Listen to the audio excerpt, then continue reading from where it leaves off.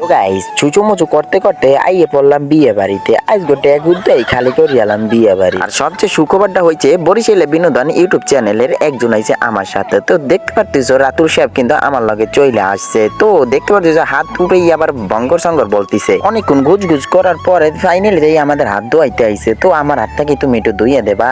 তো যাই হোক গাইস আমাদের হাত ধোয়ানোর পর দেখবো অনেক। তো দেখতে পারতেছো আমাদের একটু টোটি হুজুর আবার আমার লগে ভাত খাইতে আইছে বিয়ে বাড়িতে। আমার লগে আবার চুচুমুচু করতে পারে ভালো রকম। তারপরে মেসমাসাই দেখি প্লাউকের থলিটা লইয়া আইয়ে পড়ছে। তারপরে দেখি এক একজনের দিয়ে বাইরেও দিতেছে। বাবা চামুজলে যে কত্তানি করে দেয়। আমার কিন্তু ডেক উদ্দাই লাগবে আগেই আমি কইতেছি। আমার কিন্তু ডেক ছাড়া কিন্তু হইবে না। তাড়াতাড়ি আমার ডেকটা দিয়ে যাও। যাই হোক গাইস ও কিন্তু আমাদের বাইরে বাইরে দিতেছে।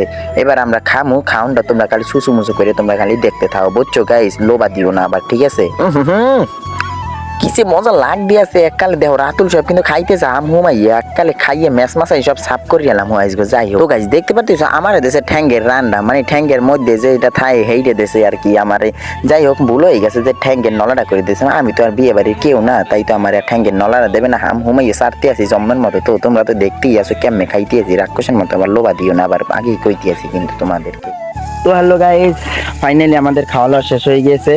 তো এবার আমরা বের হব, এবার বাসার দিকে চলে যাব। বেশিক্ষণ আর এখানে থাকা যাবে না। বাসার দিকে চলে যাইয়ে তারপর মুরগি আজকেগুলো ছাড়মু, ছাড়ার পরে যাওয়ার ওই ব্যানে। তো আজকে ব্লগ ভিডিওটা এখানে শেষ করতেছি।